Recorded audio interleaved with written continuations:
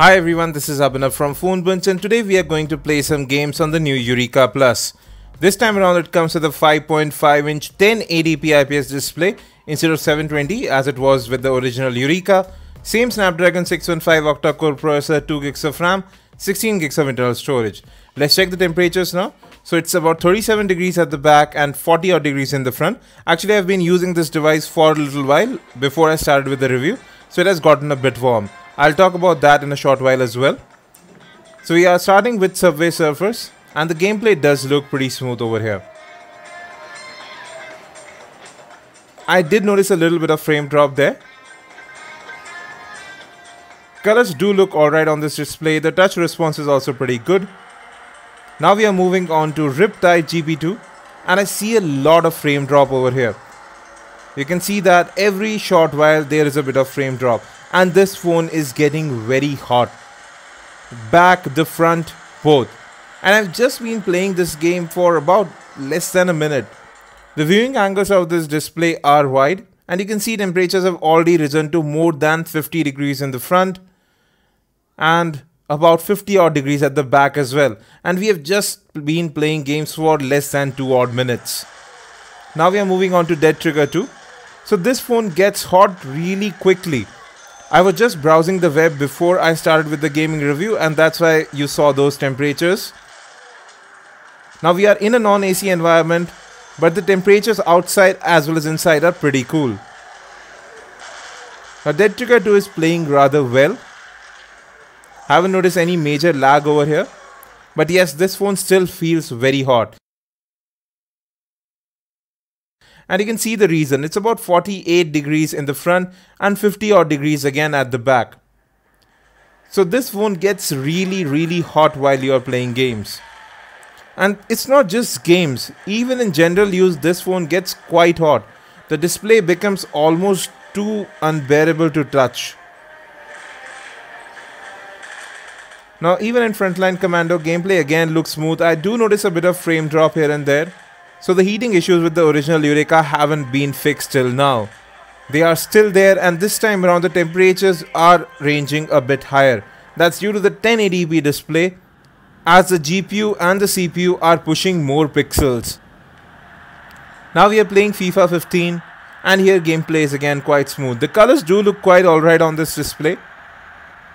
Good touch response, but the speakerphone is again quite weak. It is tinny, doesn't have any bass and it's not that loud either. Now although apps are movable to the external SD card, you really can't move the app data. But then again, 16GB of storage is plenty even if you want to install multiple games. Now we are moving on to Asphalt 8. Right now we are playing in high settings and you can see a lot of lag over here. Now in our initial Yureka review you saw that there wasn't any lag even on high settings with Asphalt 8. But here you do see quite a bit of lag. And that's due to again the 1080p display and that this phone is being throttled because well it gets heated up very quickly. So now we have switched to medium settings and again there is still quite a bit of frame drop and lag over here. So even medium settings this game doesn't play that well. So our gameplay performance is actually quite poor and moreover this phone gets heated quite quickly. And the thing is, I'm actually not surprised to see this because Snapdragon 615 is known to overheat and there's no other way other than throttling it to cure this issue. And you can still see 50 odd degrees in the front and about 51 at the back. Now we are playing Nova 3, again a high-end first-person shooter. Here again gameplay does look quite smooth. So it's a hit and a miss with gameplay. The speakerphone isn't that loud, app data is not movable to the external SD card.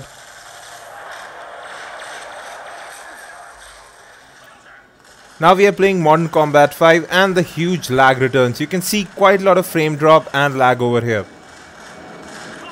So this is what happens, the phone gets quite hot, then it is throttled and the temperatures generally range around 50 to 52 odd degrees.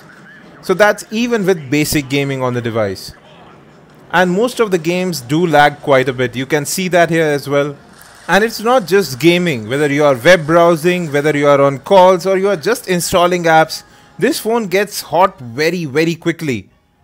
So folks, This was our gaming review of the Yu Yureka Plus. Now I don't judge phones on their gaming performance solely, but this phone does get heated up very quickly even in general tasks.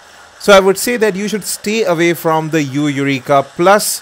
It really isn't that great a device. Performance is very sluggish on the UI front as well, and it isn't offering anything great at this price point. But we are still going to review this phone, so stay tuned to Phone Bunch and do hit that subscribe button to get our videos first.